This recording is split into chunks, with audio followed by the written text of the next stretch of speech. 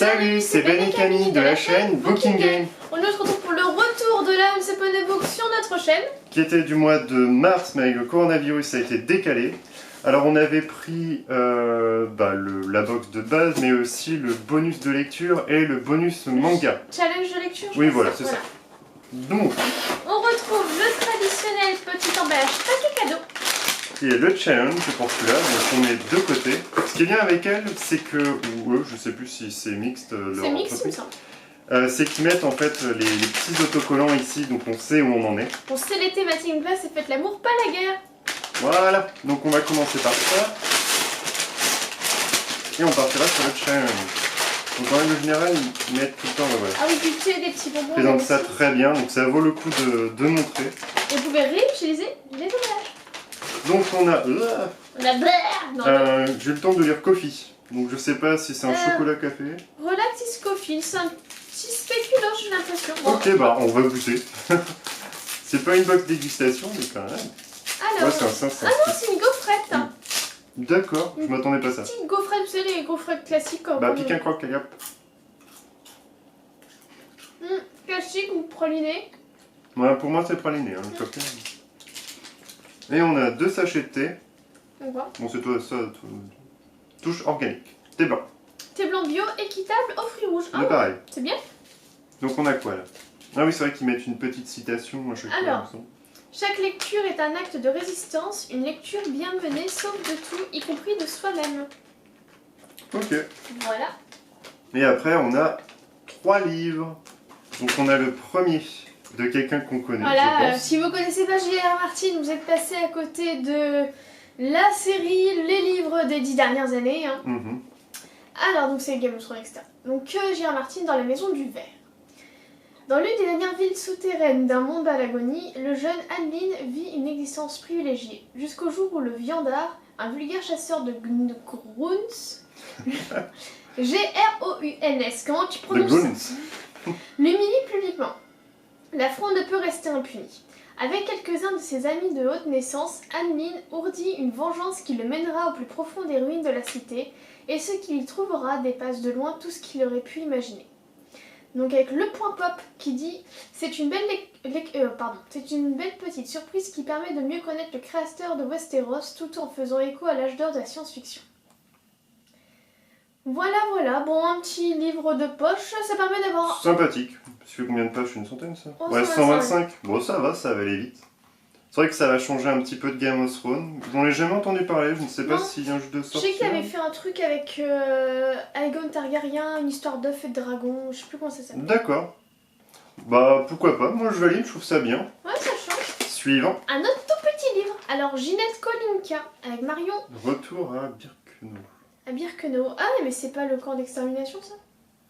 Moi aussi ça Ça me dit rien, mais quand je vois le fil barbelé, je pense que tu touches du doigt, oui. Alors, ah oui c'est ça. Arrêtée par la Gestapo en mars 1944 à Avignon avec son père, son petit frère et son neveu, Ginette Kolinka est déportée à Birkenau. Elle sera la seule de sa famille à en revenir. D'accord, oui. Dans ce convoi se trouvent aussi 2 jeunes filles dont elle deviendra l'amie, Simone Jacob et Marceline Rosenberg. Plus tard, Simone Veil et Marceline Loridan Evans. Ah ok, c'est quand elles vont se marier, donc elle a connu Simone Veil. Alors, Ginette Kolinka raconte ce qu'elle a vu et connu. Les coups, la faim, le froid, la haine, le corps et la honte, de la nudité, les toilettes de ciment et de terre battue, la cruauté, parfois la fraternité, la robe que lui offrit Simone et qui la sauva.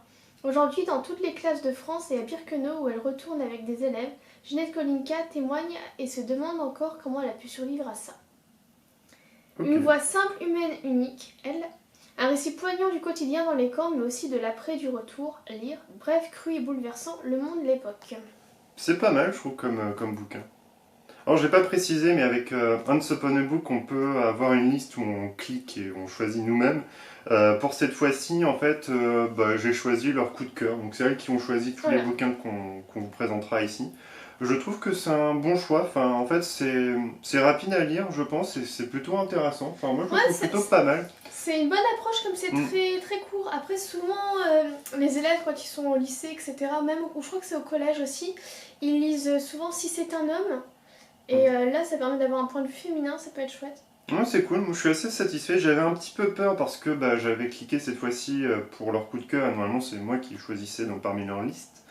Donc là, mine de rien, elles ont fait. Enfin, elles sont pas fichues de nous, je Ouais, trouve que ça ça va. va. C'est des petits livres. Ouais, mais après elles ont, comme elles le disent tout le temps, complété par un plus Un gros gros livre. bouquin. Oh là là, oui, on est sur un gros livre. Mhm. Alors, Sarah McCoy, un parfum d'encre et de liberté. Alors, traduit de l'anglais. Alors, en 1859, la jeune et impétueuse Sarah apprend qu'elle ne pourra jamais avoir d'enfant. Mais comment trouver un sens à sa vie dans ce monde régi par les hommes?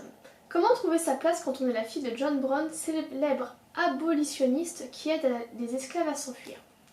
2014, Eden et son mari emménagent dans la banlieue de Washington dans l'espoir de sauver leur mariage et fonder enfin une famille. En explorant cette nouvelle demeure, la jeune femme découvre une tête de poupée ancienne. Que signifient les mystérieuses lignes qui la recouvrent? Plus de 150 ans séparent Eden de Sarah, mais sur la grande carte du monde et de l'histoire, les destins de ces deux femmes se rejoignent en plus d'un point. Un voyage exaltant à la redécouverte du courage de la famille, de l'amour et de l'héritage. C'est pas mal comme bouquin, je trouve. Ouais, il a l'air chouette. Mhm. Donc Sarah McCoy réside au Texas où elle donne des cours d'écriture à l'université tout en consacrant à ses romans. Après Un goût de cannelle et d'espoir, best-seller international, Un parfum d'encre et de liberté est son deuxième ouvrage publié en France. Bah franchement, je trouve cool les 3 bouquins proposés. Ça se rapproche même plutôt de ce que proposait Marjorie dans Exploratologie. Enfin, je suis vraiment satisfait là. Mm. Les autres, c'était toujours assez mitigé. Là, mais c'est assez pour le mature coup, comme thématique. Ouais. Parce que tu sais, normalement, t'as les 2 bouquins qu'on choisit plus leur coup de cœur à elles, mais là, les 3 bouquins sont vraiment très bien. Et en plus, on parle de Game of Thrones, de l'auteur de Game of Thrones, donc un peu science-fiction et rock fantasy. Un témoignage sûrement très bouleversant et un roman assez intéressant, je pense. Ouais, un peu non, sur c'est pas mal, historique. franchement, je m'y retrouve. Alors, je sais plus combien que je l'ai payé dans l'ensemble, je crois que c'était peut-être 44€, quelque chose Je comme ne sais ça pas. pour tout. Avec le challenge. Ouais, hein, le tout challenge ça. aussi, parce que là, Je compte. le Plus les gros frais de livre, port. il est à 22€ et les deux petits sont à 5€. Ouais, voilà, Chacun. 5-6€. Non, franchement, pour le moment, je suis vraiment content. Ouais. Après, bon, il y a les petits thés, les petits machins, mais franchement, agréablement surprise, ça fait du bien de réouvrir des box littéraires, je trouve. J'adore. Parce que l'exploratologie va arriver bientôt, hein, c'est juste il y a eu qu'ils un ont pas reçu décalage. leur livre, donc c'était compliqué. Hop là, je crois qu'il y a encore Ah, il y des. a une petite chose qui s'est promenée. On Ouais, est en j'ai entendu. Tiens, bah encore, je Bah, crois les que c'est mêmes. les mêmes gaufrettes et les 2 thés qu'on a. Petite gaufrette et les deux thés blancs puis rouges. Et on a un petit marque-page avec des patounes. qui est mignon, simple mais efficace comme d'habitude. Et de l'autre côté, bah, c'est bleu ciel. Ça fait un marque-page de plus. Pour ta J'aime bien. collection extraordinaire de... Alors normalement, il me semble que c'est Once Upon a Book qui offrait ça, et c'était des marque-pages un petit peu magnettes, bien travaillés. On les a là, mais je pense que dans le cadre, on verra peut-être pas Ouais, non, ils forcément. sont hors champ. Et ils Ah sont si, vraiment, ça passe, ils sont là. ils sont vraiment très beaux. On en avait eu Donc, aussi dans la mille et un livres. On en a vu un c'est peu vrai. partout en fait, à part chez Exploratologie. Mais avoir un marque-pas, moi je suis toujours content, parce que celui-là je ne l'ai pas. Alors c'est parti. Dans le même ton de bleu et de blanc, nous avons... Oh, Oui, je viens de voir le manga, trop ouais, bien. il me tente aussi. L'ours et le rossignol de Catherine Arden. Donc d'après Robin Hobb, donc très très célèbre au niveau de la... pas de la science-fiction mais de Assassin. l'heroic fantasy. L'assassin, exact. Un roman admirablement tissé sur la famille et sur les ruines merveilles cachées au cœur de l'hiver. Alors, au plus froid de l'hiver, Vassia adore par-dessus tout écouter avec ses frères et sa sœur les contes de Dunia, la vieille servante, et plus particulièrement celui de Gel ou Morozko, le démon aux yeux bleus, le roi de l'hiver. Ah bah ça fait lien avec Game of Thrones un petit peu. Ouais, c'est vrai. Mais pour Vassia, ces histoires sont bien plus que cela. En effet, elle est la seule de la fratrie à voir des esprits protecteurs de la maison, à entendre l'appel insistant des sombres forces nichées au plus profond de la forêt. Ce qui n'est pas au goût de la nouvelle femme de son père, dévote acharnée, bien décidée à éradiquer de son foyer les superstitions ancestrales. Inspiré de contes russes, L'ours et le rossignol a su en garder toute la poésie et la sombre cruauté. C'est le premier roman de Catherine Arden. Donc Catherine Arden est née à Austin au Texas, encore quelqu'un du Texas. Après une année de lycée à Rennes, oh bon, qu'est-ce qu'elle était faire à Rennes? Elle part étudier à Moscou avant de finir ses études en littérature française et russe au Middlebury College dans le Vermont. Voyons, elle a beaucoup voyagé.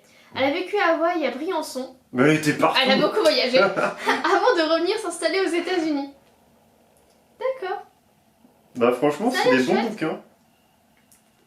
Et Bravo à Once Upon a Book parce que Alors le manga, Ah, voilà. j'applaudis que je l'ai vu, mais je sais plus si c'était dans ton magazine. Plus je l'ai vu sur Babelio sur Je l'ai vu internet, partout, plus j'ai lu en dans le fait un Coyote petit Mag aussi. extrait sur internet et il était plutôt pas mal. Et je me tâtais à l'acheter. Moi Et là je l'ai. Mais oui, Attendez, on tâtais, l'avait parce pas que moi j'ai Mais lu c'est le bizarre début. qu'il l'ait eu parce que je crois pas qu'il était sorti en librairie ou il est sorti juste avant le confinement peut-être. Ah oui, il est tout, enfin c'est Tout tout récent. récent, mais je sais que j'avais lu l'équivalent de la bêta démo, enfin ce que vous voulez, mais chez auprès de manga. Et c'est trop bien quoi. Ouais, donc c'est Drifting Dragons, donc de Attends, Taku Kuwahara. et la couverture elle est trop bien en plus. Hein. Attendez, Enfin, la couverture, ça reste un manga, il faut toujours l'éplucher. Ah ouais, Et voilà, quand on épluche, on a des trucs sympas. sorte de bestiaire, enfin franchement c'est pas Il y mal. a des patounes, il y a des poulpes. Ouais mais tu vois Qu'est-ce c'est les qu'il y a petits dessins Ah, qu'on derrière, peut il y a encore trouver aussi. comme ça. Ouais, j'aime beaucoup.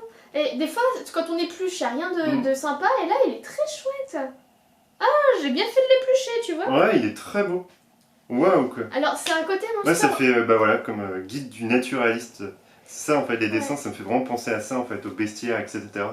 Donc, Drifting Dragons, je crois que c'est un peu un Monster Hunter-like, plus ou moins. Ouais, ils tuent les monstres, un peu comme les baleiniers en fait, c'est le même principe. Après, ils récupèrent la viande, qu'ils revendent ça dans les villes et villages. Et pareil, ils utilisent l'huile, etc. Alors, du coup, embarqués pour la chasse aux dragons célestes. Autrefois, nombreux furent les aventuriers à se mettre en quête des dragons colossaux qui se dissimulent dans les cieux. Donc, il y a un petit côté un peu Made in the Abyss, mais plus haut, quoi. Aujourd'hui, Je suis trop content. le Queen Zaza est l'un des rares dirigeables dragonniers encore en activité. Chacun a ses raisons d'embarquer et de poursuivre les dragons qui sillonnent les mers des nuages. Pour l'argent, pour fuir la vie terrestre ou pour les denrées que les créatures offrent. Mais à chaque voyage, c'est la vie de tout l'équipage qui est en danger, entre tempêtes effroyables, attaques de pirates de l'air ou traques de dragons hostiles. Il a l'air très très chouette. Ah bah il est, hein. Franchement j'étais directement dedans en fait quand j'ai eu la petite démo sur internet, c'était excellent. Ouais, ça a l'air très chouette. Les dessins sont beaux aussi, il me semble bien. Ouais, ils sont pas mal. C'est un jeu classique, mais... Ouais, je trouve pas. Enfin, moi j'étais dedans. Franchement, je vous le conseille déjà en ayant lu que T'as lu le premier chapitre, je crois, c'est tout. Oui, je crois. C'était peut-être le chapitre 1 et 2, mais l'équivalent, ouais. Enfin, Parce le que début. ouais, pendant le confinement, beaucoup de maisons d'édition en fait proposaient des chapitres 1 et 2, voire des premiers tomes en fait. Ah, même moi je l'ai lu pour lire bien avant gratuitement. le confinement et le coronavirus. Hein. Donc, C'est il a dû peut-être en sortir. janvier, comme ça. Enfin, ça me paraît assez lointain tout de même hein, quand j'ai commencé. Il a dû sortir juste avant le confinement ou au Je début pense, du Covid. Je pense, mais en tout cas, il me titillait bien. Moi aussi. Donc, C'est un très bon choix de la part de Once Upon a Book. ouais, entre du coup, ils ont l'air tous chouettes les livres. Hein. Bah ouais, Plus c'est un léger très bon ça, choix. bien sûr, que le reste. Un petit mais marque-page mignon, et pour les bouquins, c'est un très bon choix. Je pense que il y a un si esprit un peu exploratologie du coup dans les bouquins, je trouve. j'ai envie de reprendre en fait une autre box et essayer une fois de plus en fait, on leur laisser le libre choix pour compléter cette box là plutôt que d'utiliser leur liste comme je faisais avant parce que je suis plus satisfait en fait comme ça. Et c'est cool en fait qu'on puisse prendre en fait en challenge ou en bonus les mangas. Je trouve ça plutôt pas mal. Au début que j'avais commencé en fait Once Upon a Book, il faisait avec des albums, donc j'en avais eu 2-3 comme ça Il et y avait c'était des très bien. albums. Oui, il y avait Il est les très albums joli. de contes. Album et BD. Hein. C'était celle qui perd ses chaussures, c'est qui? C'est Cendrillon. Mm. Cendrillon, ouais, qui était très très beau. Oui, c'était joli et j'avais eu un aussi, je sais plus quand c'était 13 ou quelque chose comme ça, un petit Warren garçon qui 13, était. Warren Voilà. 13. Qui vivait dans un hôtel et qui devait le gérer et qui était un petit peu disgracieux. Et il était très bien aussi. Et là, elles ont l'air de recommencer avec les mangas cette année. C'est plutôt pas mal. Par contre, Alors, le prochain, elles l'ont teasé, hein, le prochain manga qui sera dans les box, c'est un qui est sorti il y a quelques temps et qu'on a déjà. Ouais. Ouais. Mais je crois que ça ira avec la box, les trucs pour les femmes, là, je sais plus comment ça s'appelle, Woman Power ou quelque chose comme ça. quelque chose comme ça. Parce qu'en fait, maintenant, c'est en rupture de stock, je crois, ou c'est plus le thème actuel. Parce que pour le mois prochain, c'est les animaux fantastiques ou fantastiques ou un truc comme ça, il me semble. Ok. Parce que moi, j'ai pas pris parce que c'était pendant le coronavirus, enfin, pendant le confinement, et c'était Woman Power, et celui-là, c'était une beauté. On en moi. a déjà eu des box avec Ouais. un Super Book, donc voilà. Et j'attendais ça là de toute façon, donc j'allais pas prendre en doublon. Mais en tout cas, c'était une très bonne box, je suis très content. Voilà. Bah, n'hésitez pas à donner votre avis hein, sur ce retour d'exploratologie d'Once Upon a Book sur notre chaîne. Ouais. N'hésitez pas donc aussi à liker, À à partager. à vous abonner si ce n'est pas déjà fait. On vous dit une prochaine. Salut, salut.